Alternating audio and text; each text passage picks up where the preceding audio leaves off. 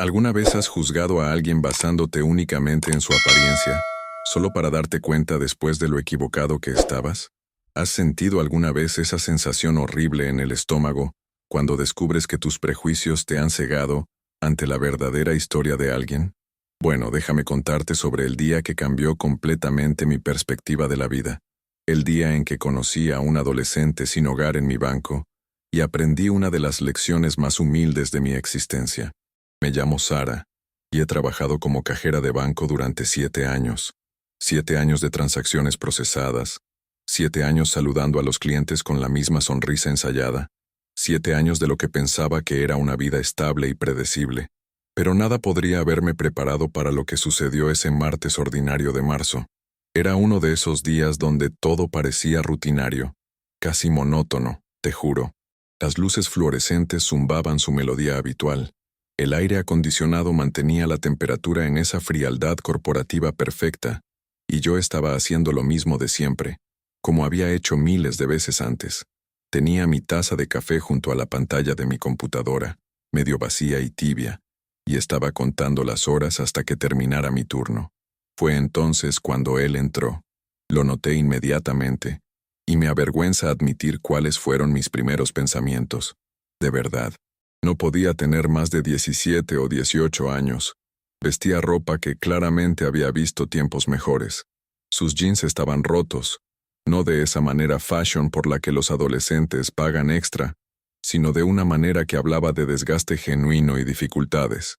Su sudadera con capucha estaba manchada y colgaba holgadamente de su delgado cuerpo.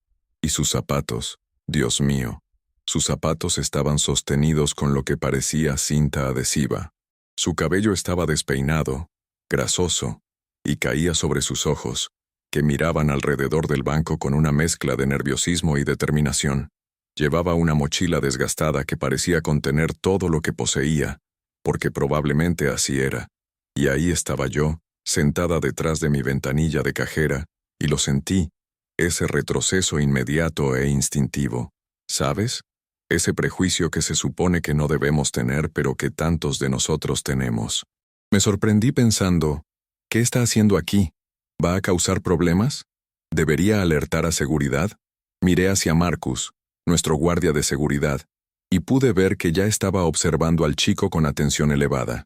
Los otros clientes en la fila también parecieron notarlo, y observé cómo una mujer bien vestida sutilmente acercó su bolso de diseñador más a su cuerpo. Un caballero mayor dio un pequeño paso atrás, creando más distancia. Y me di cuenta en ese momento de que yo era parte de este juicio colectivo, esta condena silenciosa de alguien de quien no sabíamos nada, absolutamente nada. El chico se puso en la fila, y con cada persona detrás de la que se paraba, sentía que mi ansiedad crecía más y más. ¿Qué le diría? ¿Qué haría? Parte de mí esperaba que fuera a la ventanilla de uno de mis colegas en lugar de la mía. ¿No es terrible eso?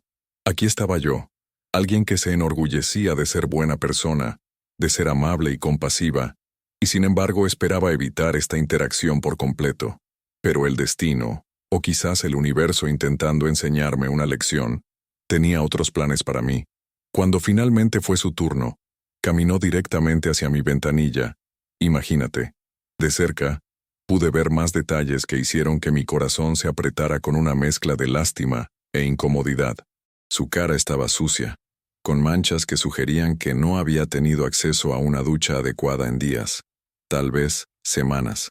Había ojeras oscuras bajo sus ojos, del tipo que viene de dormir en lugares inseguros, de vigilancia constante, de nunca poder descansar verdaderamente, ¿entiendes? Sus manos estaban callosas y ásperas, y sus uñas estaban incrustadas con suciedad que ninguna cantidad de lavado rápido podría eliminar. Pero fueron sus ojos los que más me impactaron, esos ojos que tenían una madurez mucho más allá de sus años, un cansancio que ningún adolescente debería tener que cargar jamás. Se acercó a mi ventanilla lentamente, casi con vacilación, como si esperara ser rechazado o que le dijeran que no pertenecía allí. Y en ese momento, me di cuenta de que, probablemente había experimentado ese rechazo incontables veces antes. ¿En cuántas tiendas lo habían seguido? ¿Cuántos restaurantes se habían negado a atenderlo? Cuántas personas lo habían mirado con el mismo disgusto y miedo que yo estaba luchando por ocultar de mi propio rostro. Se aclaró la garganta, y cuando habló, su voz era tranquila, casi disculpándose, como si estuviera pidiendo perdón por existir en este espacio, en mi espacio. ¿Sabes lo que te digo? Dijo hola, y me obligué a responder con mi saludo profesional, aunque podía escuchar la tensión en mi propia voz. Metió la mano en su bolsillo y sacó un pedazo de papel arrugado y una tarjeta de débito desgastada. Mi primer pensamiento fue preguntarme si la tarjeta era siquiera suya, si la había robado, si estaba a punto de ser parte de algún tipo de situación de fraude. Y me odié a mí misma por pensar de esa manera, en serio, pero no podía detener los pensamientos de venir. Habían sido entrenados en mí por años de noticias, por condicionamiento social, por mi propia burbuja cómoda que nunca había sido reventada hasta ese momento. Deslizó la tarjeta por el mostrador hacia mí, y noté que sus manos temblaban ligeramente. ¿Era por el frío? ¿Por el hambre? ¿Por nerviosismo? Tomé la tarjeta, y mientras lo hacía, nuestros dedos se tocaron brevemente, y instintivamente me retiré un poco demasiado rápido. Vi el destello de dolor en sus ojos, ese reconocimiento de que yo había retrocedido de él, de su toque, como si su pobreza fuera contagiosa, como si pudiera infectarme. Sentí una ola de vergüenza lavarse sobre mí, pero la empujé hacia abajo y me enfoqué en la pantalla de mi computadora, escribiendo el número de la tarjeta y esperando a que su cuenta apareciera. Lo que vi en esa pantalla cambiaría todo lo que pensaba que sabía, todo lo que había asumido, todo lo que había prejuzgado de manera tan cruel. Pero me estoy adelantando. Déjame llevarte un poco atrás, porque para entender verdaderamente por qué este momento fue tan significativo, necesitas entender quién era yo antes de ese día, quién había sido durante todos estos años. Siempre me había considerado una buena persona, ¿sabes? Donaba a organizaciones benéficas una vez al año durante las fiestas, sonreía a los extraños, decía por favor y gracias, sostenía las puertas abiertas para las personas. Pensaba que eso era suficiente para ganarme mi insignia de decencia humana básica. Crecí en un vecindario suburbano de clase media, donde todos tenían césped bien recortado y garajes para 2 autos, donde todo parecía perfecto y ordenado. Mis padres ambos tenían trabajos estables. Fui a una buena escuela. Nunca tuve que preocuparme por de dónde vendría mi próxima comida o si tendría un techo sobre mi cabeza esa noche. Te lo juro. Claro, mi familia no era rica, pero éramos cómodos, y esa comodidad había creado una burbuja a mi alrededor que ni siquiera me daba cuenta de que existía. ¿Entiendes lo que te digo? Después de la secundaria, fui a la universidad comunitaria por un par de años, obtuve mi título de asociado, y conseguí este trabajo en el banco. Pagaba lo suficientemente bien, tenía beneficios decentes, y era estable, muy estable. Mi novio, David, trabajaba en informática para una compañía de tecnología, y acabábamos de mudarnos juntos a un lindo apartamento. Teníamos planes, ¿sabes? Los típicos: ahorrar para una casa, tal vez casarnos en unos años, eventualmente formar una familia. La vida estaba en camino, todo iba según lo planeado, y me sentía segura en mi pequeño mundo protegido. Trabajar en el banco se había vuelto tan rutinario que prácticamente podía hacerlo en piloto automático, sin pensar mucho. Procesar transacciones, responder preguntas sobre saldos de cuentas, ayudar a las personas con depósitos y retiros, sonreír, repetir, sonreír, repetir. La mayoría de nuestros clientes eran regulares, personas que había llegado a conocer por nombre, cuyas situaciones financieras conocía íntimamente a través de sus historiales de cuentas. Te digo la verdad. Estaba la señora Patterson, que venía todos los martes a depositar su cheque de pensión, el señor Huang, que siempre retiraba exactamente $50 todos los viernes para sus gastos del fin de semana, la joven pareja que lentamente estaba construyendo su cuenta de ahorros para su boda. Estas eran las personas con las que interactuaba día tras día, personas que eran como yo, personas que encajaban en mi comprensión de cómo funcionaba el mundo, personas normales y corrientes. Pero había otro lado del banco que había aprendido a temer silenciosamente: los clientes difíciles, aquellos que sobregiaban sus cuentas y se enojaban cuando enfrentaban cargos, aquellos que venían exigiendo cosas que no podíamos proporcionar, aquellos que hacían escenas públicas. Y luego, estaban aquellos que me hacían sentir incómoda, aquellos que no encajaban en el molde, aquellos que desafiaban mi sentido de orden y normalidad establecido.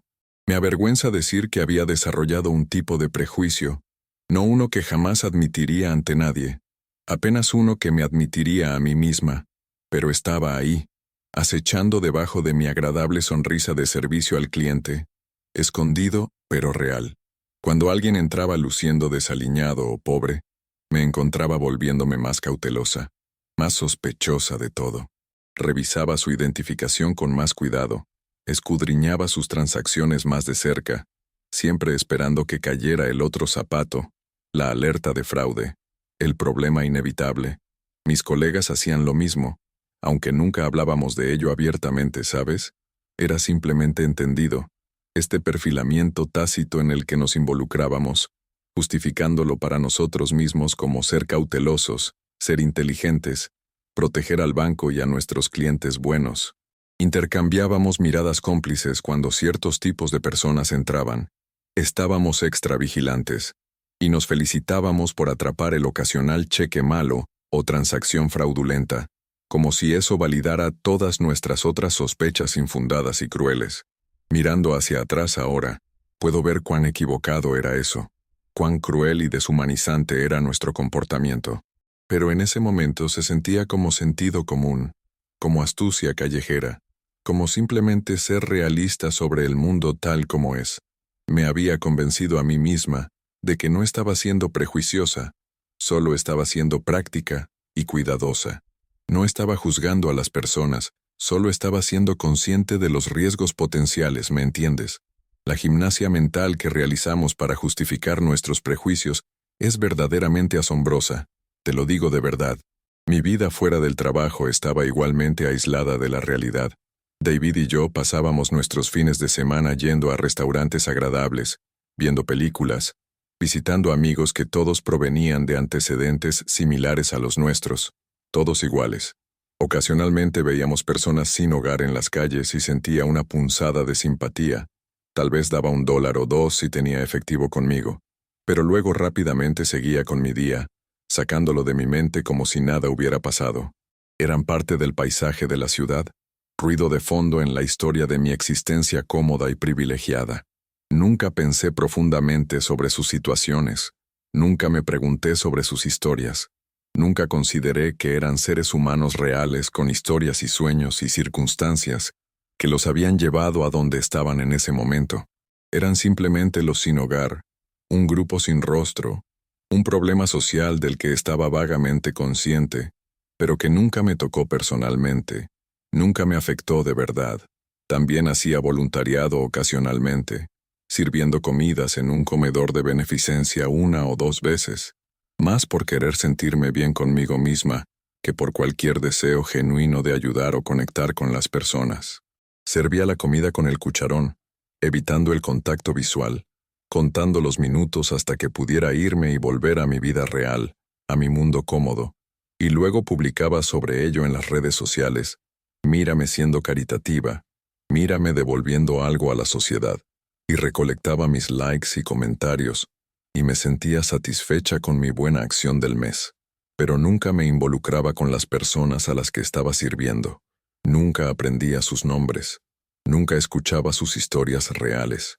Permanecían como abstracciones para mí, accesorios en mi actuación de ser una persona solidaria y generosa. Esta era quien yo era cuando ese chico adolescente entró a mi banco ese martes por la tarde de marzo. Esta era la persona sentada detrás de esa ventanilla de cajera, envuelta en capas de privilegio y juicio e ignorancia voluntaria. Pensaba que sabía cómo funcionaba el mundo. Pensaba que entendía a las personas. Pensaba que era un ser humano decente y bueno. Pero estaba a punto de descubrir cuánto no sabía, cuán equivocada podía estar, cuánto todavía tenía que aprender sobre empatía, compasión, y lo que verdaderamente significa ver a otro ser humano como igual a ti, como merecedor de dignidad y respeto. El chico se paró en mi ventanilla, esperando pacientemente mientras yo procesaba su tarjeta, y podía sentir los ojos de otros clientes sobre él, sobre nosotros dos.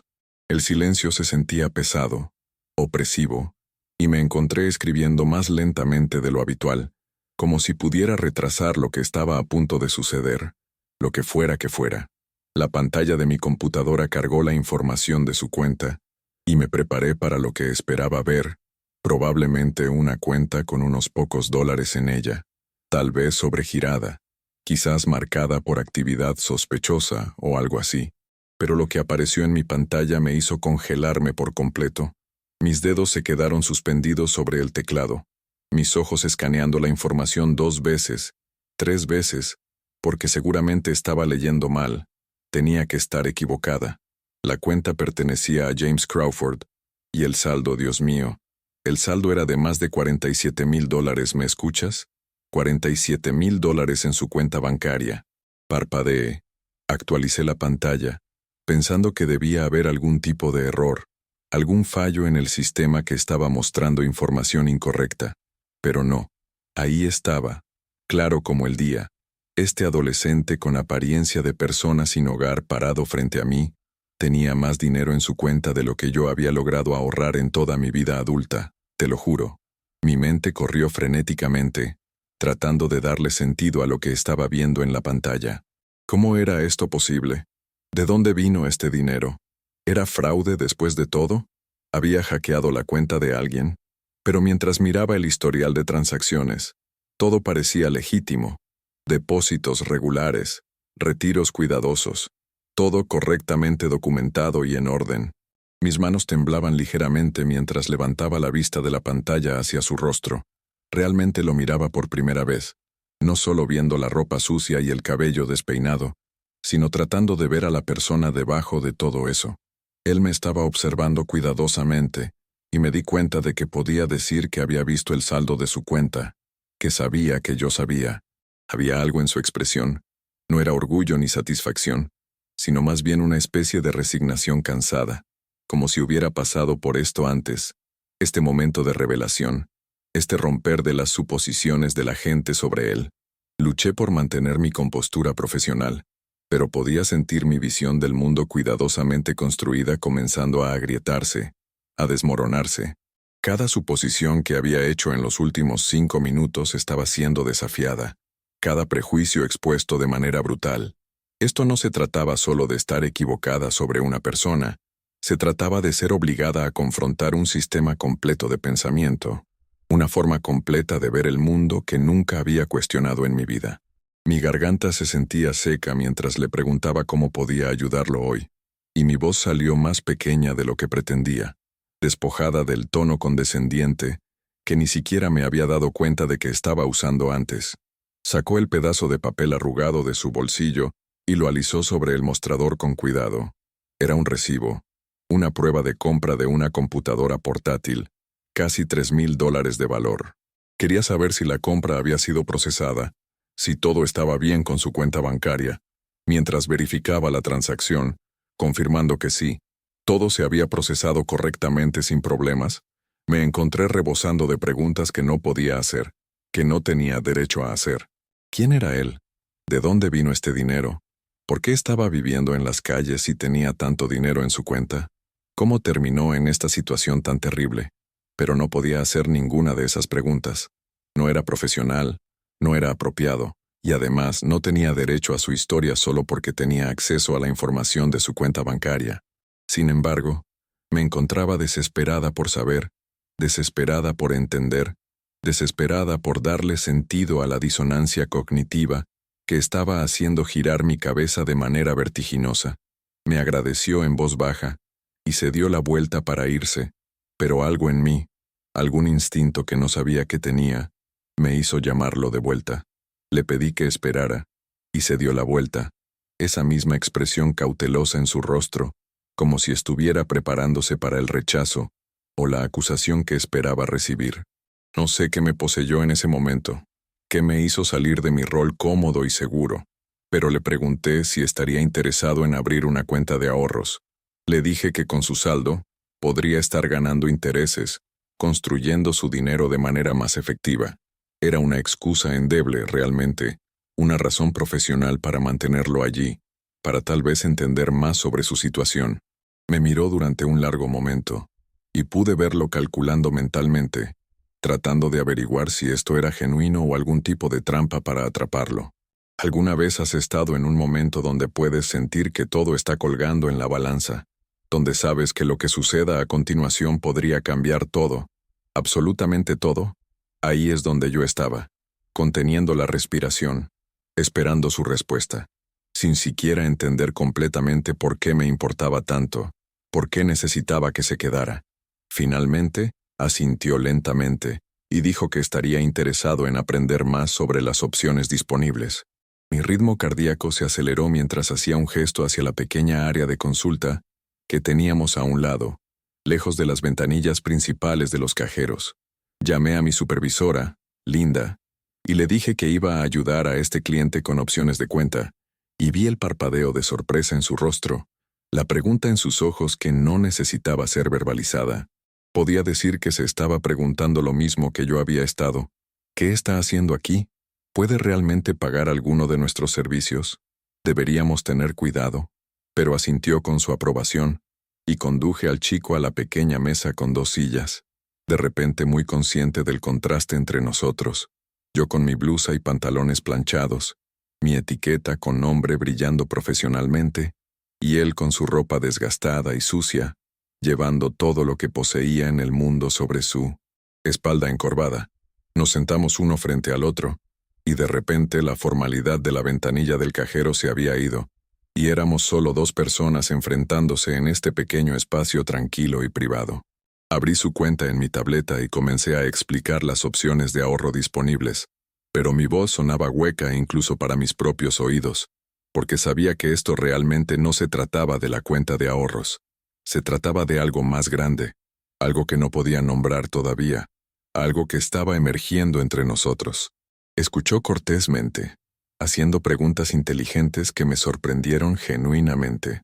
Preguntas sobre tasas de interés y capitalización, y tarifas de cuenta, que mostraban que entendía la gestión del dinero mejor que muchos de nuestros clientes regulares. Te lo digo en serio. Mientras hablábamos me encontré estudiándolo más cuidadosamente, notando cosas que había pasado por alto antes en mi juicio inicial. Sí, su ropa estaba sucia y desgastada, pero estaba arreglada cuidadosamente en su cuerpo, metida donde debía estar metida, sus cordones de zapatos atados a pesar de que los zapatos se estaban desmoronando. Su mochila, aunque vieja y descolorida, estaba organizada. Podía ver a través de la parte superior abierta que todo dentro estaba cuidadosamente empacado y arreglado. Sus uñas podían estar sucias, pero estaban cortadas cortas y parejas, con cuidado. Estos eran los hábitos de alguien que se cuidaba a sí mismo, alguien que mantenía la dignidad a pesar de sus circunstancias terribles, alguien que no se había rendido completamente. Y sus ojos, esos ojos que inicialmente habían parecido tan nerviosos y evasivos, me di cuenta ahora que no estaban mirando alrededor con malas intenciones, sino más bien con la hipervigilancia de alguien que había aprendido a estar siempre consciente de su entorno, a vigilar las amenazas, a nunca ser tomado desprevenido por sorpresa. Durante una pausa en nuestra conversación, mientras estaba sacando algunos formularios en mi tableta, habló de repente, su voz tranquila pero firme, muy clara. Dijo que sabía lo que yo había pensado cuando entró, lo que todos siempre pensaban de él cuando lo veían. Dijo que estaba acostumbrado a ello, las miradas fijas, el juicio inmediato, la suposición de que estaba allí para robar el lugar o estafar a alguien, siempre lo mismo. Lo dijo sin enojo ni amargura, solo una declaración de hecho, y eso de alguna manera lo hizo peor, el hecho de que este prejuicio se hubiera normalizado tanto en su vida, que simplemente lo aceptaba como inevitable, como parte de su existencia diaria. Sentí que mi rostro se sonrojaba de vergüenza y quería negarlo, defenderme, decir que no había pensado esas cosas tan horribles, pero la mentira no salió de mis labios. En cambio, me encontré haciendo algo que rara vez hacía, fui honesta de verdad. Me disculpé, no con el perdón vacío que lanzamos casualmente todo el tiempo, sino con una disculpa real y genuina, reconociendo que sí, lo había juzgado injustamente, que había estado equivocada, que me avergonzaba de mi reacción inicial hacia él. Parecía sorprendido, como si no esperara honestidad de mi parte, y entonces algo en su expresión se suavizó ligeramente, apenas perceptible. Me dijo que su nombre era Michael, y ese simple acto, ese intercambio de nombres, se sintió como romper alguna barrera invisible que había estado entre nosotros. «Soy Sara», le dije, y nos dimos la mano, y esta vez no me alejé de su toque. Lo encontré completamente, humano a humano, persona a persona. Entonces Michael hizo algo que cambiaría toda mi perspectiva para siempre. Me contó su historia, no porque se lo pedí, sino porque creo que sintió que yo realmente estaba lista para escuchar, realmente escuchar de verdad, quizás por primera vez en mi vida entera. Me contó que hace 8 meses había estado viviendo una vida completamente diferente, una vida adolescente normal con su mamá y su hermana menor en un pequeño apartamento al otro lado de la ciudad, una vida corriente. Su papá se había ido cuando él era joven, y su mamá había trabajado 2 empleos para mantenerlos, limpiando oficinas por la noche y trabajando en retail durante el día, siempre agotada pero siempre presente. Michael había sido un buen estudiante, de hecho, manteniendo un promedio de 3.7 en su escuela secundaria, con planes de ir a la universidad, sueños de convertirse en ingeniero de software algún día. Se había enseñado a sí mismo a programar usando recursos gratuitos en línea, pasando horas en la biblioteca pública, trabajando en tutoriales y construyendo pequeños programas para practicar. Era bueno en ello también, realmente bueno, y hasta había comenzado a hacer algo de trabajo freelance, pequeños proyectos para negocios locales, construyendo sitios web, arreglando problemas de computadoras, ganando dinero que ahorraba cuidadosamente en su cuenta bancaria para su futuro. Entonces su mamá se enfermó, me dijo, y su voz se quebró ligeramente cuando lo dijo, cuando mencionó a su madre. Cáncer de mama, etapa 3 para cuando lo detectaron finalmente. Ella intentó seguir trabajando durante los tratamientos, pero eventualmente no pudo más, estaba demasiado débil, demasiado enferma, pasando días en cama o en el hospital, sufriendo terriblemente. Las facturas médicas comenzaron a acumularse, incluso con seguro, los copagos y deducibles, y todos los medicamentos los estaban aplastando financieramente. Se atrasaron en el alquiler, luego más atrasados, y a pesar de que Michael tomó más trabajo freelance, a pesar de que abandonó la escuela para trabajar a tiempo completo y ayudar a su familia, no pudieron mantenerse al día con los pagos. Su hermana, que tenía solo 12 años, se fue a vivir con su tía en otro estado, pero la tía no tenía espacio para ambos en su pequeña casa, así que Michael se quedó atrás para cuidar de su mamá enferma, para estar con ella. Cuando su mamá finalmente falleció hace 4 meses, Michael había quedado completamente solo en el mundo. 17 años con ningún otro familiar que pudiera o quisiera acogerlo, sin dinero después de las facturas médicas y los costos del funeral, excepto por lo que había logrado mantener en su cuenta bancaria de su trabajo de programación, sus ahorros de años.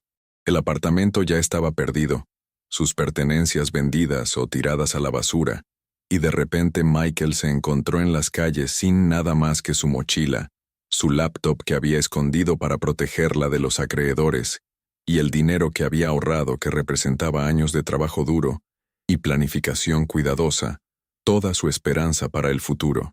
Me senté allí escuchando la historia de Michael, y sentí lágrimas pinchando las esquinas de mis ojos, amenazando con derramarse a pesar de mis intentos de mantener la compostura profesional que se suponía debía tener. Cada palabra que pronunciaba era como un martillo contra las paredes que había construido, las suposiciones cómodas que había hecho sobre cómo funcionaba el mundo y quién merecía qué en la vida. Aquí había un chico, porque eso es lo que era, solo un chico, que había hecho todo bien según las reglas de nuestra sociedad, todas las cosas correctas. Había trabajado duro, estudiado duro, ahorrado su dinero con disciplina, cuidado de su familia con amor, y sin embargo la vida lo había aplastado de todos modos. Le había quitado todo a través de circunstancias completamente fuera de su control, injustamente. Pensé en mí misma a los 17 años, preocupada por las citas del baile de graduación y las solicitudes universitarias. La crisis más grande en mi vida siendo una mala calificación o una pelea con una amiga. Cosas tan insignificantes. Michael a los 17 había visto morir a su madre. Se había quedado sin hogar. Había aprendido a sobrevivir en las calles mientras todavía intentaba mantener su dignidad y su esperanza de un futuro mejor, de salir adelante. Me contó que mantenía el dinero en su cuenta bancaria, porque representaba su escape, su salida de la situación de calle en la que estaba. Estaba tratando de ahorrar lo suficiente para conseguir un apartamento, para tener el alquiler del primer mes, el último mes, el depósito de seguridad, suficiente para cubrirlo hasta que pudiera establecerse y conseguir estabilidad. Pero era más difícil de lo que pensaba, explicó, porque necesitas tanto solo para comenzar, solo para dar el primer paso, y cada día en las calles le costaba algo, ya sea dinero o seguridad, o un pedazo de su espíritu, de su alma. Tenía que tener cuidado sobre dónde dormía, rotando entre diferentes lugares para que no fuera atacado por otras personas sin hogar o acosado por la policía que lo movía constantemente. Se duchaba cuando podía en un centro comunitario local que abría una vez por semana para personas sin hogar. Lavaba su ropa en lavabos de baños públicos cuando tenía oportunidad. Trataba de mantenerse lo más limpio y presentable posible, porque sabía que cuanto más sucio se veía, más puertas se cerraban para él, más oportunidades perdía. La laptop que había visto en su cuenta, explicó, era un reemplazo para la antigua que finalmente había muerto después de años de uso, y la necesitaba desesperadamente porque su trabajo de programación era su única fuente de ingresos ahora, su única manera de ganar dinero. Iba a cafeterías y compraba un café pequeño. Luego se sentaba durante horas trabajando en proyectos, enviando ofertas para trabajos freelance en línea, tratando de construir su reputación y su cuenta bancaria poco a poco. Pero tenía que ser estratégico sobre a qué cafeterías iba, porque muchas de ellas lo echaban una vez que se daban cuenta de que era una persona sin hogar. Sin importar cuánto dinero gastara allí, lo trataban como basura. Había aprendido qué bibliotecas le permitían quedarse más tiempo, qué parques eran más seguros para dormir, qué áreas de la ciudad evitar a toda costa. Se había convertido en un experto en supervivencia, en hacerse invisible mientras simultáneamente trataba de mantener su humanidad, su sentido de autoestima, su creencia de que esto era temporal, que todavía podía hacer algo de su vida a pesar de todo. Mientras escuchaba, me di cuenta de que Michael todavía era ese chico ambicioso con sueños de convertirse en ingeniero de software. Todavía trabajaba todos los días hacia esa meta, todavía programaba, todavía aprendía, todavía se empujaba hacia adelante a pesar de todo tratando de arrastrarlo hacia abajo, de destruirlo. El dinero en su cuenta no era de robo, o estafas o nada ilegal, era de su propia inteligencia, su propio trabajo, su propia negativa a rendirse ante las circunstancias. Y yo casi lo había descartado, casi lo había tratado con desprecio, casi le había negado incluso la cortesía humana básica debido a cómo se veía, debido a mis propios prejuicios y miedos e ignorancia voluntaria, mi cobardía moral. Me encontré haciéndole preguntas reales, no por curiosidad morbosa, sino por un deseo genuino de entender su realidad. ¿Cómo era vivir en las calles? Es aterrador, me dijo simplemente. Nunca te sientes seguro. Siempre estás en guardia, siempre vigilando, siempre consciente de que eres vulnerable a cualquier cosa. ¿Qué hacían las personas que más dolía? Cuando miran a través de ti, dijo, como si no estuvieras ahí, como si no fueras ni siquiera humano, eso duele más que las personas que son abiertamente hostiles porque al menos los hostiles reconocen tu existencia como persona. ¿Alguien lo había ayudado? Algunas personas, dijo. Había un tipo en una tienda de sándwiches local que le permitía entrar y usar el baño sin comprar nada. Una bibliotecaria que hacía la vista gorda cuando pasaba días enteros allí estudiando.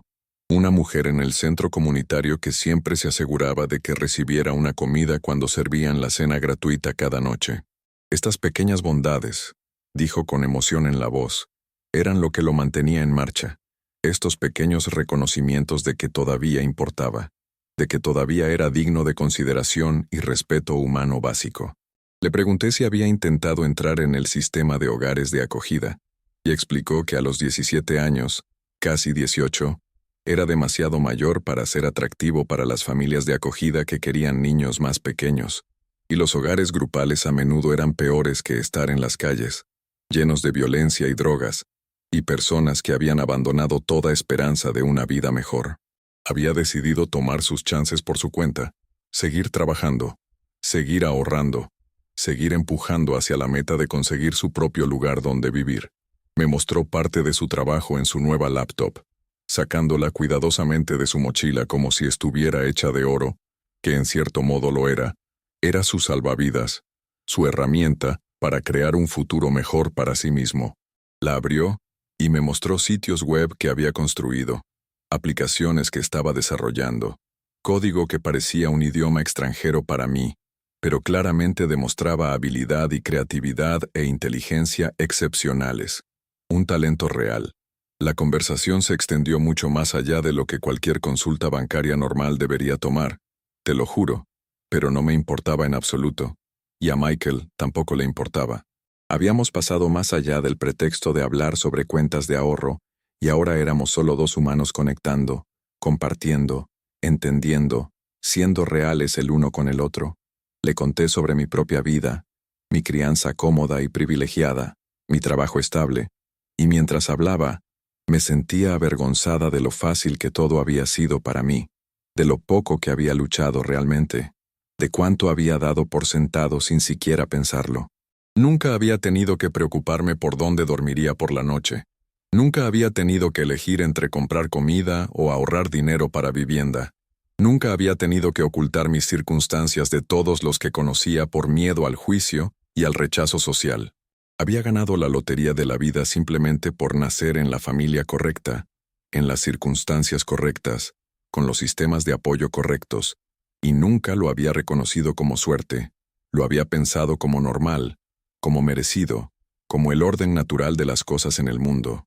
Michael me escuchó con interés genuino, haciendo preguntas sobre mi trabajo, mi vida, y me di cuenta de que él estaba tan curioso sobre mi mundo como yo sobre el suyo.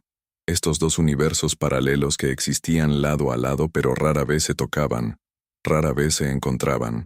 Me encontré compartiendo cosas de las que rara vez hablaba, mis propias dudas y miedos existenciales, mi sensación de que solo estaba pasando por los movimientos de la vida sin realmente vivir, mi creciente conciencia de que tal vez no era tan buena persona como siempre me había creído ser, que había sido cómplice de injusticias. Michael escuchó sin juzgar, y cuando me disculpé nuevamente por cómo había reaccionado inicialmente ante él, se encogió de hombros y dijo algo que se quedaría conmigo para siempre, algo que nunca olvidaré. Dijo, la gente juzga, eso es lo que hacen. Lo que importa es si están dispuestos a cambiar de opinión cuando aprenden que están equivocados.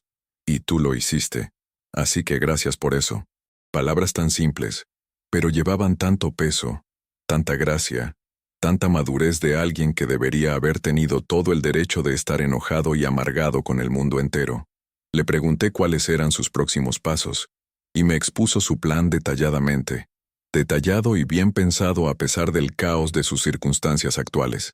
Estaba casi en su meta para el apartamento, solo unos meses más de trabajo y tendría suficiente dinero ahorrado. Ya había investigado propietarios que podrían estar dispuestos a alquilar a alguien en su situación. Había practicado lo que diría, cómo se presentaría a sí mismo de manera profesional. Estaba planeando obtener su GED, luego inscribirse en la Universidad Comunitaria para Ciencias de la Computación, usando ayuda financiera, y sus ahorros para pagar la matrícula. Quería eventualmente iniciar su propia compañía de tecnología, crear oportunidades para otros chicos como él, chicos que habían caído a través de las grietas del sistema, pero que todavía tenían potencial, todavía tenían sueños, todavía merecían una oportunidad en la vida. Mientras hablaba sobre su futuro, todo su rostro cambió, se volvió animado y vivo, lleno de esperanza, y pude ver la persona en la que se convertiría, la persona que ya era debajo de la suciedad, y la ropa desgastada y los ojos cansados, pude ver su esencia. Me encontré queriendo ayudar, realmente ayudar, No solo tirar dinero al problema para sentirme mejor conmigo misma, sino realmente hacer algo significativo y duradero. Le pregunté si estaría abierto a que lo conectara con algunos recursos, y lo vi vacilar. Vi ese orgullo e independencia que lo hacía querer hacerlo todo por sí mismo, esa dignidad feroz. Pero le expliqué que aceptar ayuda no era debilidad, era sabiduría, que todos necesitamos apoyo a veces, y que no había vergüenza en dejar que otros caminaran junto a él en su viaje hacia una vida mejor. Finalmente aceptó, y escribí información sobre una organización local que ayudaba a jóvenes sin hogar, un programa específicamente diseñado para chicos que estaban saliendo del sistema o que, como Michael, habían caído a través de las grietas y quedado abandonados. Le di mi dirección de correo electrónico personal, algo que nunca había hecho con un cliente del banco antes. Nunca. Y le dije que se comunicara si necesitaba algo, si tenía preguntas, si solo necesitaba a alguien con quien hablar sobre cualquier cosa. Cuando finalmente nos levantamos para salir de esa pequeña área de consulta, me di cuenta de que habíamos estado hablando durante más de una hora, y podía ver a Linda observándonos con preocupación y curiosidad desde lejos. Pero no me importaba el tiempo ni las preguntas que tendría que responder después. No me importaba nada de eso. Algo había cambiado fundamentalmente en mí durante esa conversación, algo que no podía deshacerse ni olvidarse jamás. Mientras Michael se preparaba para irse empacando cuidadosamente su laptop de vuelta en su mochila, ajustando su sudadera desgastada, sentí una necesidad abrumadora de hacer algo más, algo inmediato y tangible que pudiera ayudarlo hoy. Le pedí que esperara un momento más, y rápidamente caminé a la sala de descanso. Agarré mi almuerzo del refrigerador, el sándwich y la fruta, y la barra de granola que había empacado esa mañana, y se lo llevé de vuelta. Le dije que no tenía hambre de todos modos, lo cual era mentira, pero era una mentira que se sentía necesaria, que se sentía correcta en ese momento. Miró la comida, luego me miró a mí, y vi sus ojos ponerse brillantes con humedad, y rápidamente lo parpadeó, manteniendo esa compostura que estaba empezando a entender. Era una armadura que había construido para protegerse de más dolor. Gracias, dijo simplemente, y el peso de esas dos palabras llevaba todo lo que no podía decir, toda la gratitud y el alivio y la emoción de ser visto, realmente visto, de ser tratado como una persona que importaba, que tenía valor. ¿Alguna vez has tenido un momento en el que te das cuenta de que estás parado en una encrucijada, donde el camino que elijas a continuación determinará quién vas a ser en el futuro? Ese fue mi momento, observando a Michael salir del banco con mi almuerzo en sus manos y esperanza en sus ojos, y supe que no podía volver a quien había sido antes. No podía regresar a esa ignorancia cómoda. No podía continuar viviendo en esa burbuja de privilegio, sin reconocer la realidad que existía justo afuera de sus paredes invisibles. El resto de mi turno pasó en un borrón. Pasé por los movimientos de ayudar a clientes y procesar transacciones, pero mi mente estaba en otro lugar, reproduciendo la conversación con Michael, examinando mis propios prejuicios y suposiciones, preguntándome a cuántas otras personas había juzgado injustamente en mi vida, cuántas historias había descartado sin siquiera escucharlas jamás. Cuando llegué a casa esa noche, David me preguntó cómo había sido mi día, la misma pregunta que hacía todos los días, esperando la misma respuesta sobre que había sido bien, aburrido, sin eventos. Pero en lugar de mi respuesta habitual, le conté todo, toda la historia de Michael y mi prejuicio y la revelación que me había sacudido hasta el núcleo de mi ser. Observé el rostro de David mientras hablaba, buscando señales de que entendía la importancia de lo que estaba describiendo, esperando que compartiera este despertar que estaba experimentando, esta transformación. Pero mientras hablaba, vi su expresión cambiar a preocupación, luego a algo como molestia e irritación. Comenzó a hacer preguntas que revelaban sus propios prejuicios profundos, preguntas sobre si la historia de Michael era siquiera verdadera, si había verificado sus afirmaciones, si darle mi correo electrónico personal era seguro, si había considerado que todo esto podría ser una estafa elaborada para sacarme dinero a mí. Cada pregunta se sentía como una bofetada, un recordatorio de que la burbuja en la que había estado viviendo no era solo mía, era compartida por todos a mi alrededor, y romper con ella podría significar alejarme de algunas de esas personas, incluso de las más cercanas. Intenté explicarle a David por qué sabía que Michael estaba diciendo la verdad, los detalles que no podían ser falsificados, la autenticidad en sus ojos, el historial de cuenta documentado que respaldaba su historia con hechos concretos. Pero David permaneció escéptico, advirtiéndome que no me involucrara demasiado, que no dejara que mis emociones nublaran mi juicio y mi seguridad. Discutimos esa noche.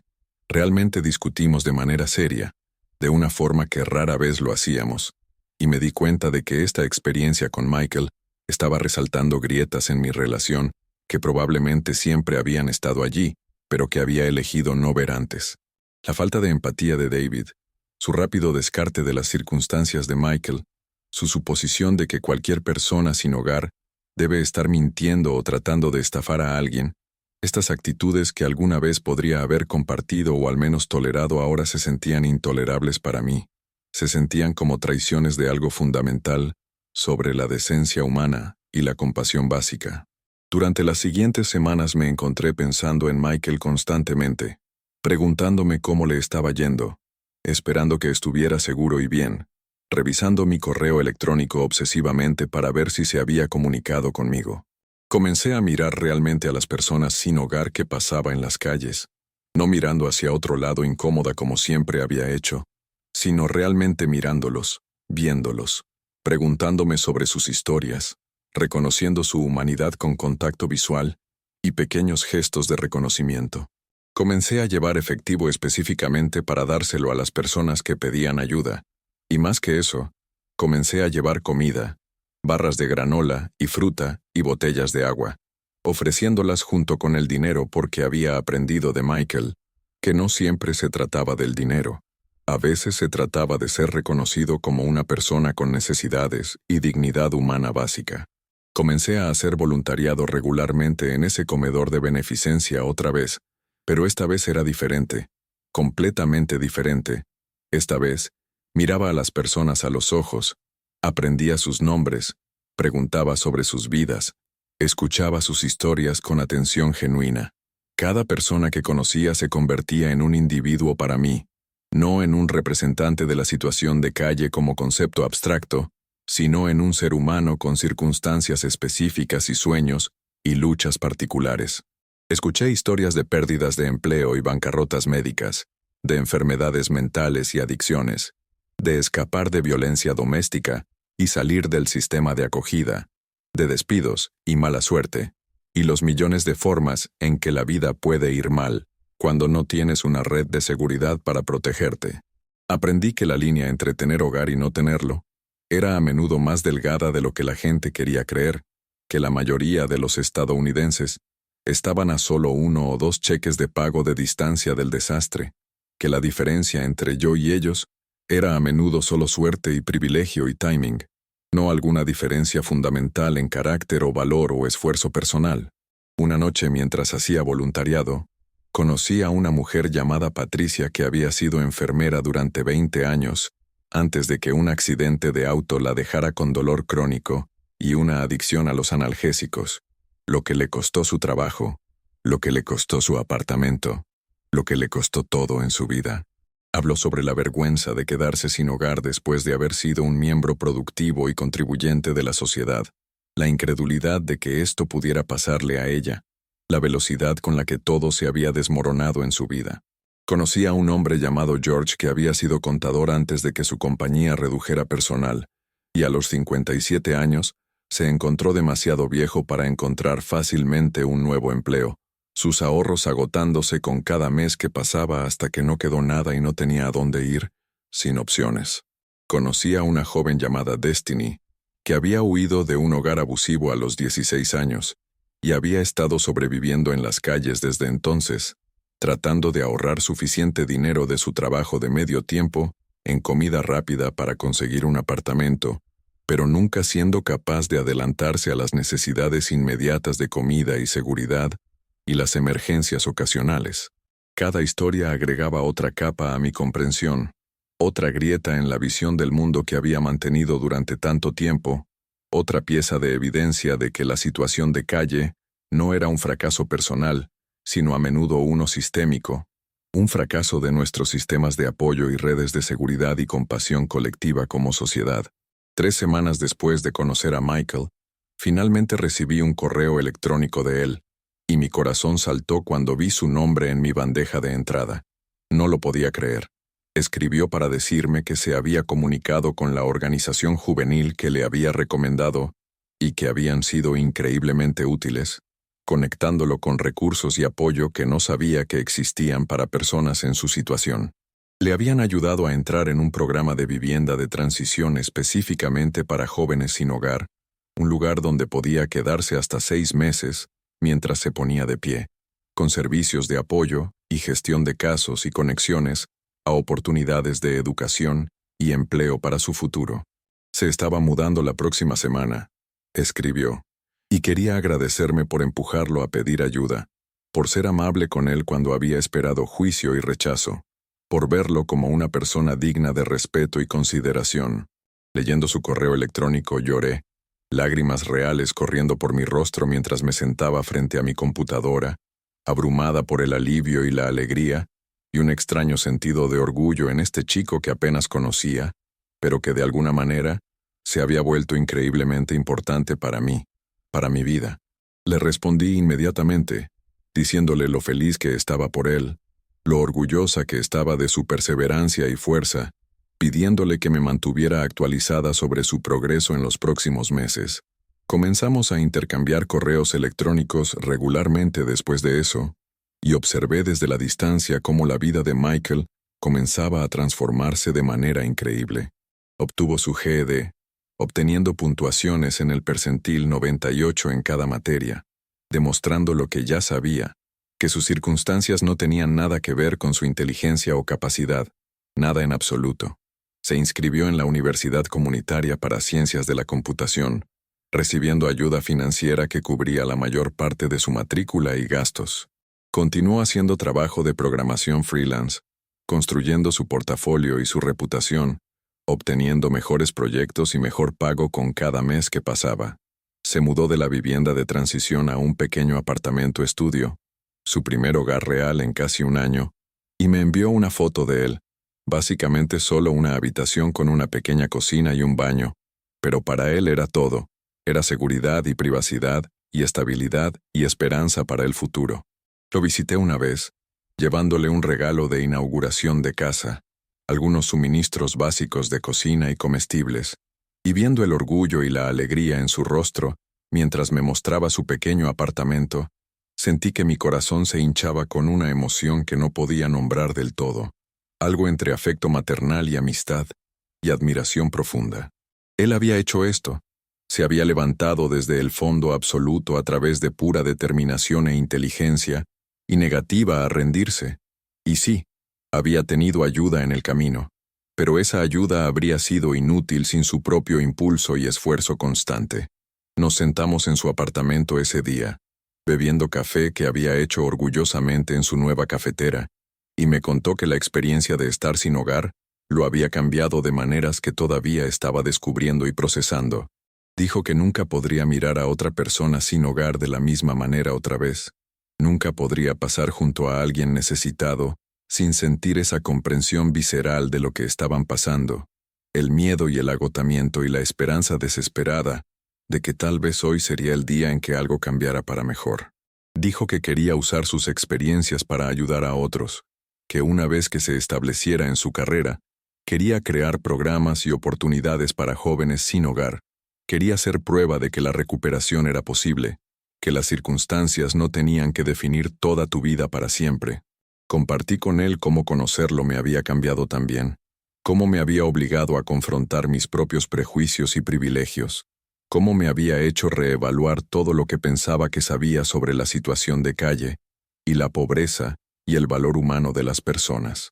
Le conté sobre el voluntariado que había comenzado a hacer, la nueva conciencia que llevaba conmigo todos los días, la forma en que ya no podía ver a las personas sin hogar como un grupo sin rostro, sino que veía a cada una como un individuo con una historia, con dignidad, con potencial que estaba siendo desperdiciado.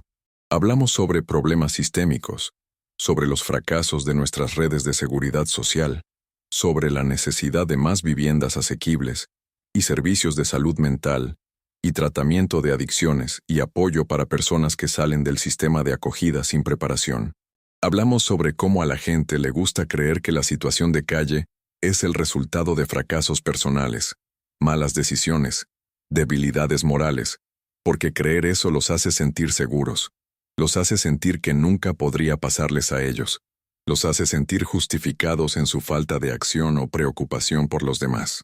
Pero la realidad, ambos sabíamos ahora, era mucho más compleja. Se trataba de desigualdades sistémicas y mala suerte, y circunstancias más allá del control individual. Se trataba de una sociedad que había decidido que algunas personas eran desechables, que algunas personas no valían la inversión, que algunas personas podían ser dejadas atrás sin consecuencias para nadie. Michael me dijo algo ese día que nunca he olvidado. Nunca olvidaré. Dijo que la peor parte de estar sin hogar no eran las dificultades físicas, por terribles que fueran, sino el impacto psicológico de ser constantemente tratado como menos que humano, de tener personas mirando a través de ti o apartando la mirada, de ser culpado por tu propia victimización, de internalizar el mensaje de que de alguna manera merecías esto, que valías menos que otras personas en la sociedad.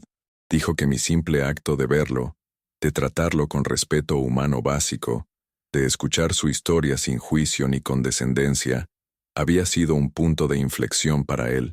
Había llegado en un momento en que estaba cerca de rendirse por completo, cuando estaba empezando a creer los mensajes que la sociedad le estaba enviando sobre su falta de valor, cuando desesperadamente necesitaba que alguien lo viera como humano, como digno.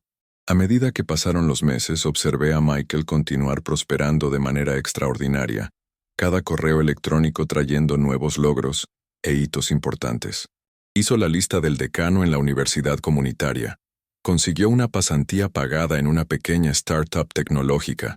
Comenzó a ser mentor de otros jóvenes sin hogar a través de la organización que lo había ayudado, compartiendo su historia y sus estrategias para la supervivencia y la recuperación con otros en situación similar. Su pequeño apartamento estudio se llenó lentamente con las cosas que hacen que una casa sea un hogar. Un sofá de una tienda de segunda mano, pósters en las paredes, plantas en el alféizar de la ventana, libros en un pequeño estante que fue comprando poco a poco. Me enviaba fotos de estas adiciones, y podía ver en cada imagen cómo estaba construyendo no solo un espacio para vivir, sino una vida real, creando la base para el futuro, en el que nunca había dejado de creer incluso cuando no tenía nada más que esperanza. Mientras tanto, mi propia vida estaba experimentando su propia transformación, más silenciosa quizás, pero no menos significativa para mí. Mi relación con David eventualmente terminó, no en un momento dramático, sino en una serie de realizaciones de que teníamos valores fundamentalmente diferentes, prioridades diferentes, visiones diferentes, de lo que significaba ser una buena persona en el mundo. ¿De qué importaba realmente? Él veía mi voluntariado y activismo como una fase por la que estaba pasando, una obsesión inconveniente que estaba quitando tiempo de nuestra relación y nuestros planes de vida juntos. Yo veía su incapacidad para entender por qué esto me importaba tanto, como un reflejo de una falta más profunda de empatía y conciencia, que ya no podía ignorar ni excusar, que no podía tolerar más. La ruptura fue dolorosa, como las rupturas siempre son, pero también se sintió necesaria.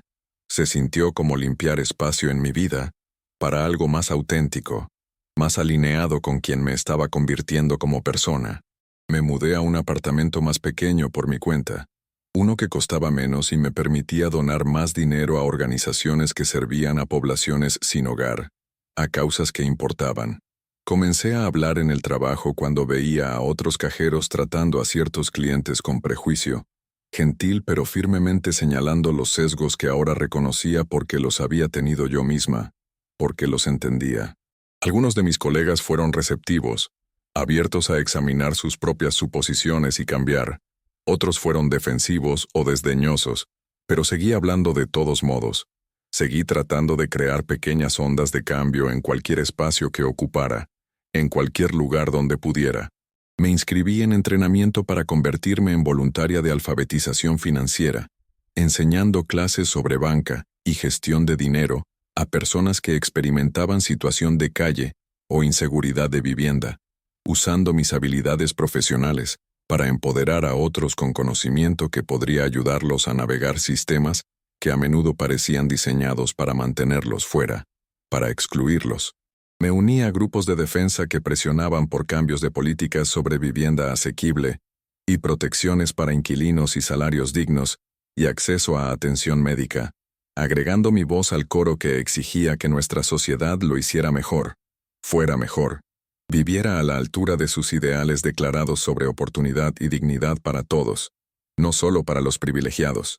Comencé a escribir cartas al editor y artículos de opinión para publicaciones locales, compartiendo la historia de Michael con su permiso, tratando de humanizar la situación de calle para lectores que podrían estar atrapados en los mismos prejuicios que alguna vez tuve, tratando de cambiar corazones y mentes. Algunos de estos esfuerzos se sentían pequeños, inadecuados incluso, frente a un problema sistémico tan masivo, pero había aprendido de Michael que cada acción importaba, cada momento de conexión humana importaba, cada instancia de elegir compasión sobre juicio importaba, porque nunca sabías cuál pequeña bondad podría ser la que cambiara la trayectoria de alguien, que les recordara que todavía eran dignos, que les diera la fuerza para seguir adelante un día más en su lucha. Los efectos dominó de ese encuentro con Michael en ese martes por la tarde de marzo continuaron extendiéndose hacia afuera, de maneras que no podría haber predicho ni imaginado, tocando no solo mi vida y la suya, sino las vidas de todos los que encontrábamos, todos con quienes compartíamos nuestras historias, todos los que conectábamos a través de nuestra defensa y acción negativa a apartar la mirada de verdades difíciles e incómodas. Aprendí que la empatía no era un sentimiento pasivo, sino una elección activa, una práctica diaria de ver a las personas que la sociedad a menudo hace invisibles, de cuestionar suposiciones, de escuchar historias que nos hacen sentir incómodos, de reconocer nuestro propio privilegio y usarlo como una herramienta para el cambio en lugar de un escudo contra la conciencia de la injusticia. Aprendí que una persona realmente podía marcar la diferencia, no por gestos heroicos grandiosos, sino por pequeños actos consistentes de bondad y conciencia, por negarse a participar en la deshumanización, por insistir en que cada persona importa independientemente de sus circunstancias o apariencia o estatus económico en la sociedad.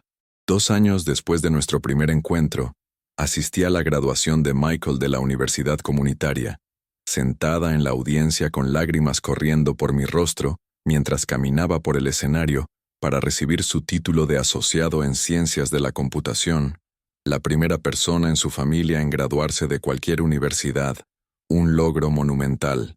Me había invitado a sentarme con parte del personal de la organización juvenil que lo había ayudado, y escuché mientras hablaban de Michael con tanto orgullo, compartiendo historias de cómo se había convertido en un líder en su comunidad, cómo servía de mentor a jóvenes sin hogar más jóvenes, cómo era prueba de lo que era posible cuando a las personas se les daba no solo una limosna, sino apoyo genuino y oportunidad y creencia en su potencial. Después de la ceremonia, Michael me presentó a su hermana menor, quien había viajado desde fuera del estado para asistir, y vi el vínculo entre ellos, la forma en que se aferraban el uno al otro, sobrevivientes de trauma compartido que habían logrado encontrar su camino de regreso a la estabilidad y a estar juntos de nuevo. Su hermana también estaba bien, me dijo orgullosamente. Buenas calificaciones en la escuela, sueños de convertirse en veterinaria, viviendo con su tía que se había vuelto más solidaria una vez que vio el éxito y la estabilidad de Michael, una vez que creyó en él. La familia que se había fragmentado ante la tragedia se estaba tejiendo lentamente de nuevo, aprendiendo a estar bien otra vez, aprendiendo que perderlo todo no tenía que significar perderlo para siempre, que la recuperación era posible. Michael había sido aceptado en una universidad de 4 años con una beca completa, una importante escuela de tecnología conocida por su programa de ciencias de la computación, y comenzaría en el otoño siguiente. También había sido contratado para una pasantía de verano en una importante compañía de tecnología, ganando más en 3 meses de lo que yo ganaba en 6, y estaba ahorrando agresivamente, planificando no solo para su propio futuro, sino para formas en que podría devolver a la comunidad que lo había apoyado cuando más lo necesitaba. Me contó sobre su sueño de iniciar una organización sin fines de lucro que proporcionaría capacitación tecnológica y equipo a jóvenes sin hogar, dándoles las herramientas para aprender programación y habilidades digitales que podrían abrir puertas a trabajos bien pagados y carreras estables, creando caminos para salir de la pobreza a través del acceso a la tecnología y la educación de calidad. Ya había comenzado a sentar las bases, reuniéndose con socios y donantes potenciales, desarrollando un plan de estudios, planificando para el día en que tendría los recursos y la estabilidad para hacer realidad este sueño que llevaba en el corazón. Escuchándolo hablar sobre sus planes, me impactó lo lejos que había llegado desde ese adolescente asustado y sucio que había entrado a mi banco hace 2 años. Y sin embargo, cuánto de su ser esencial había permanecido sin cambios: la inteligencia, la determinación, la negativa a ser definido por sus circunstancias, el compromiso de ayudar a otros incluso mientras todavía luchaba por ayudarse a sí mismo, esa bondad fundamental. Ese día en su graduación, rodeada de personas que celebraban el logro de Michael, pensé en todos los Michael que nunca tuvieron esta oportunidad, que cayeron a través de las grietas y se quedaron allí, cuyo potencial fue desperdiciado porque la sociedad había decidido que no valían la inversión, que murieron en las calles o desaparecieron en los márgenes, sin ser llorados ni notados por un mundo que los había juzgado indignos de ayuda. Pensé en cuán cerca había estado Michael de ser una de esas estadísticas, cuán fácilmente su historia podría haber ido de manera diferente, cuántos pequeños momentos de suerte y gracia y bondad humana habían conspirado para mantenerlo vivo y avanzando hacia adelante. Pensé en el papel que había jugado, tan pequeño realmente, solo una persona tratándolo con decencia humana básica, y sin embargo me había dicho repetidamente cuán significativo había sido ese momento para él, cómo había llegado en un momento en que estaba cerca de rendirse, cuando estaba empezando a creer los mensajes que la sociedad le estaba enviando sobre su falta de valor, cuando desesperadamente necesitaba que alguien lo viera como humano, como igual. Me hizo preguntarme sobre todos los momentos que tenemos cada día para hacer esa elección, para ver o apartar la mirada, para juzgar o entender, para descartar o involucrarnos, y cómo cada una de esas elecciones envía ondas al mundo de maneras que nunca podemos medir o comprender completamente, pero que importan profundamente.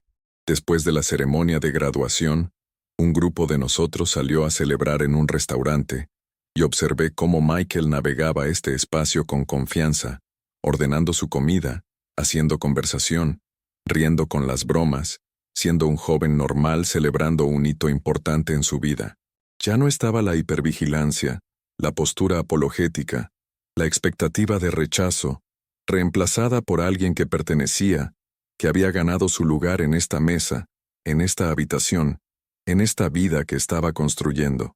Y sin embargo sabía que la experiencia de estar sin hogar siempre sería parte de él, siempre informaría su visión del mundo y sus elecciones. Siempre sería el lente a través del cual viera la injusticia y la desigualdad. Siempre impulsaría su compromiso de ayudar a otros que estaban atrapados en la situación de la que él había escapado con tanta lucha. El trauma de ese año en las calles no desaparecería simplemente, me había dicho.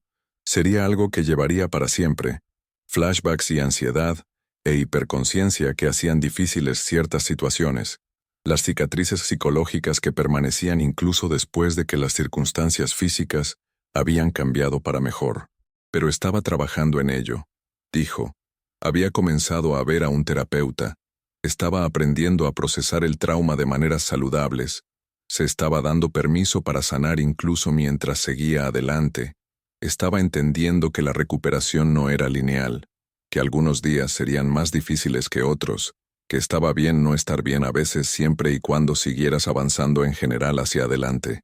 Cuando cayó la noche y nuestra celebración terminó, Michael me acompañó a mi auto, y nos quedamos allí en el estacionamiento por un momento, y sentí el peso de todo lo que había sucedido entre nosotros, esta amistad improbable que se había formado de ese encuentro fortuito, esta transformación mutua que habíamos experimentado, él de adolescente sin hogar a graduado universitario, Y yo de cajera de banco prejuiciosa, a alguien que finalmente entendía lo que significaba realmente ver a otros seres, humanos como iguales. Michael me abrazó, realmente me abrazó, y me agradeció de nuevo por ese día en el banco, por no tratarlo como todos los demás lo habían tratado, por darle una oportunidad cuando había esperado rechazo, por ser parte de su sistema de apoyo durante el momento más difícil de su vida, por creer en él. Lo abracé de vuelta y le dije que lo tenía al revés, que él era quien me había dado un regalo, el regalo de la conciencia, de la empatía, de entender mi propio privilegio y prejuicio, de aprender lo que realmente significaba ser compasivo, de ser obligada a confrontar verdades incómodas sobre mí misma y la sociedad que había estado ignorando toda mi vida sin cuestionarlas. Ambos sabíamos que estas eran cosas que probablemente debería haber aprendido mucho antes, que no debería haber necesitado conocer a un adolescente sin hogar notable para hacerme ver lo que siempre había estado allí. Pero a veces, así es como sucede la transformación, a través de encuentros específicos que rompen nuestras defensas y nos obligan a realmente mirar, realmente ver, realmente entender la realidad que nos rodea. Le dije a Michael que estaba orgullosa de él, tan increíblemente orgullosa, no solo por lo que había logrado académicamente o profesionalmente, sino por mantener su humanidad a través de circunstancias que habrían roto a muchas personas, por negarse a volverse amargo o cínico, por elegir ayudar a otros incluso mientras luchaba él mismo, por ser prueba de que las circunstancias de las personas no definen su valor o potencial como seres humanos. Me dijo que estaba agradecido, no solo conmigo sino con todos los que habían ayudado en el camino. El dueño de la tienda de sándwiches y la bibliotecaria y la trabajadora del centro comunitario, y el personal de la organización juvenil, y todos los voluntarios y defensores que se habían negado a rendirse con los jóvenes sin hogar, que habían creado los sistemas y apoyos que hicieron posible su recuperación y éxito.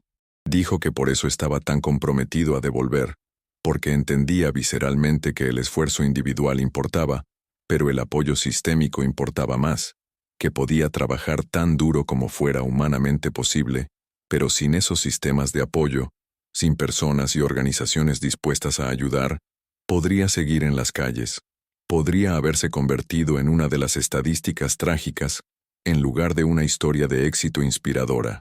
Quería ser parte de construir y fortalecer esos sistemas para otros. Quería abogar por políticas y programas que dieran a las personas segundas oportunidades y terceras oportunidades, y tantas oportunidades como necesitaran. Quería vivir su vida de una manera que honrara a todos los que lo habían ayudado pagándolo hacia adelante, siendo la persona para alguien más que otros habían sido para él cuando más lo necesitaba. Mientras conducía a casa esa noche, pensé en la pregunta que había hecho al comienzo de este viaje. ¿Alguna vez has juzgado a alguien basándote únicamente en su apariencia, solo para darte cuenta después de lo equivocado que estabas? Y me di cuenta de que esa pregunta no iba lo suficientemente lejos porque la pregunta real era, ¿estás dispuesto a cambiar cuando te enfrentas a evidencia que desafía tus prejuicios? ¿Estás dispuesto a sentarte en la incomodidad de reconocer tus propios sesgos y privilegios? ¿Estás dispuesto a hacer el trabajo duro de la transformación? ¿Estás dispuesto a tomar acción en lugar de solo sentirte momentáneamente culpable y luego seguir con tu vida como si nada? Porque sentirse mal por tus prejuicios no cambia nada si no cambias realmente tu comportamiento, si no trabajas activamente para desmantelar los sesgos que has internalizado, si no usas cualquier privilegio que tengas para crear oportunidades y justicia para otros, si no reconoces que la transformación individual tiene que llevar a la defensa sistémica, o de lo contrario es solo culpa performativa que no cambia nada sobre los problemas subyacentes que persisten.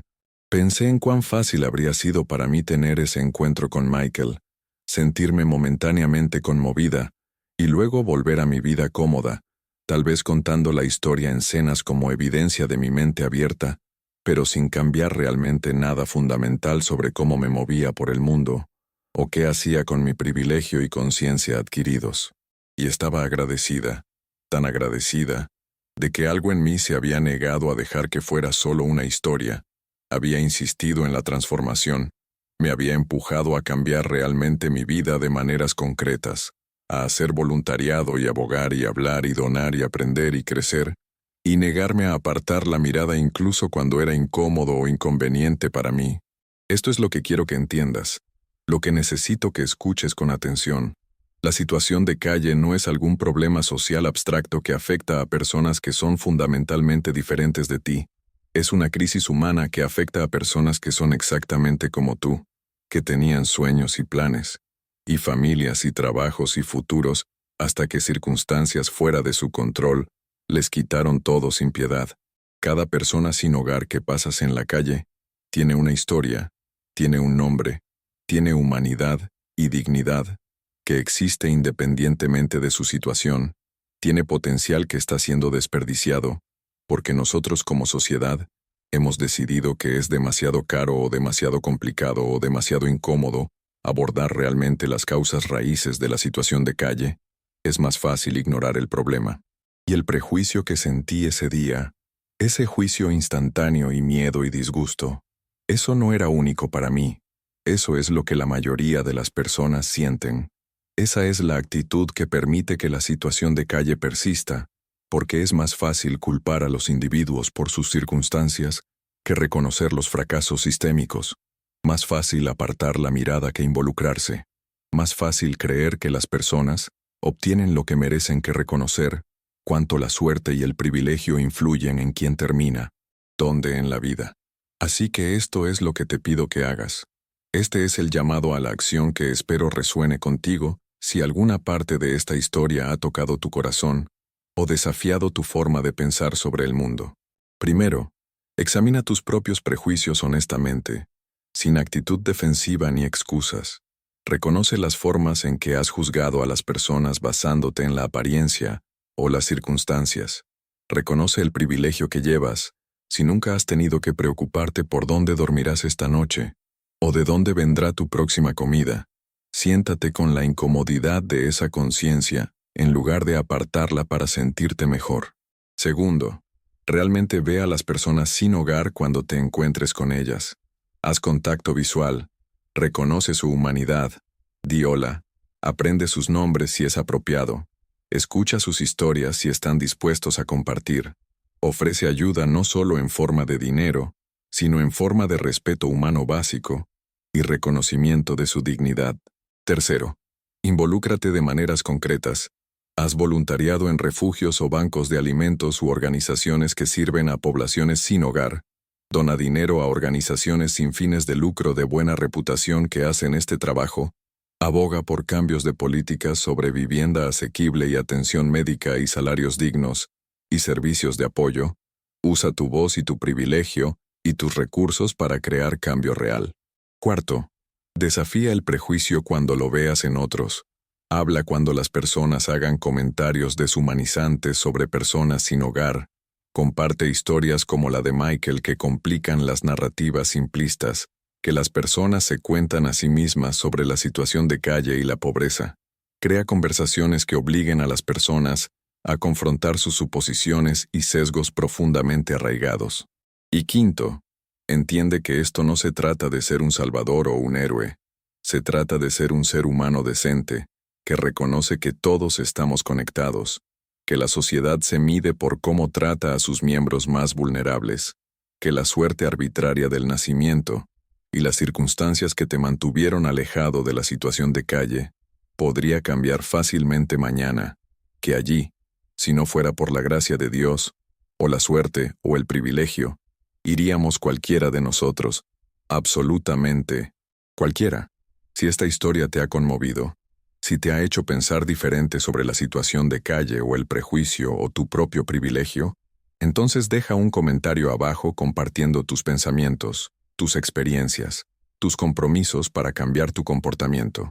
¿Alguna vez has juzgado a alguien injustamente y luego te diste cuenta de tu error? ¿Has tenido encuentros con individuos sin hogar que desafiaron tus suposiciones? ¿Qué estás dispuesto a hacer diferente de ahora en adelante? Quiero escucharte. Quiero que esto sea el comienzo de una conversación, no solo una historia que consumes y olvidas sin pensar más en ella. Si encontraste valor en esta historia, si tocó tu corazón o abrió tus ojos a nuevas realidades, por favor dale like. No por mí, sino como una señal de que entiendes la importancia de estas conversaciones, de que estás comprometido a ser parte de la solución en lugar de parte del problema de la indiferencia. Y por favor, suscríbete a Lo que viví para más historias como esta, historias que nos desafían a ver el mundo de manera diferente, a reconocer nuestra humanidad compartida, a rechazar las narrativas cómodas que nos impiden involucrarnos con verdades difíciles, a creer que el cambio es posible tanto individual como colectivamente, si trabajamos juntos. Activa la campanita de notificaciones para que no te pierdas videos futuros que podrían continuar tu viaje de conciencia y crecimiento y transformación personal. La historia de Michael no terminó con su graduación, continuó prosperando. Consiguió ese trabajo en la importante compañía de tecnología después de su pasantía. Comenzó su organización sin fines de lucro, ayudando a jóvenes sin hogar a aprender habilidades de programación. Se convirtió en un defensor y orador compartiendo su historia para cambiar corazones y mentes y políticas públicas. Pero su historia podría haber terminado muy diferentemente, y para demasiadas personas como él, termina de manera diferente, en tragedia, o sufrimiento continuo, o potencial desperdiciado. Y eso debería ser inaceptable para todos nosotros como sociedad civilizada. La pregunta no es si personas como Michael merecen ayuda. La pregunta es qué tipo de sociedad queremos ser, una que invierte en todos sus miembros, o una que descarta a algunas personas como desechables, una que crea caminos para salir de la pobreza, o una que la criminaliza, una que trata la situación de calle como un problema solucionable, o una que lo trata como un hecho inevitable de la vida moderna. Estas son elecciones que hacemos colectivamente a través de nuestras políticas y prioridades, y cómo asignamos recursos, y cuyas historias elegimos escuchar y creer con atención. Y esas elecciones comienzan con la transformación individual, con momentos como el que tuve en ese banco, con decisiones de ver en lugar de apartar la mirada, de involucrarnos en lugar de descartar, de cuestionar suposiciones en lugar de aceptarlas sin crítica, de permitirnos ser cambiados por encuentros con personas cuyas experiencias difieren de las nuestras, de ser vulnerables a la verdad. Gracias por hacer este viaje conmigo, por escuchar esta historia, por estar abierto a tener tus propias suposiciones desafiadas, por estar dispuesto a sentarte con incomodidad y complejidad, en lugar de exigir respuestas simples y soluciones fáciles que no requieran esfuerzo de tu parte. El mundo necesita más personas que estén dispuestas a ver realmente, a entender realmente, a involucrarse realmente con las duras realidades que otros enfrentan cada día, sin esperanza. Sé una de esas personas, comenzando hoy, comenzando ahora, con la próxima persona que encuentres a quien la sociedad te ha enseñado a descartar o temer o juzgar sin pensar. Así es como sucede el cambio, una persona a la vez, una interacción a la vez, una elección a la vez de elegir la compasión sobre el juicio, la comprensión sobre el prejuicio, la acción sobre la apatía, la humanidad sobre la indiferencia hacia el sufrimiento de otros, el amor sobre el miedo.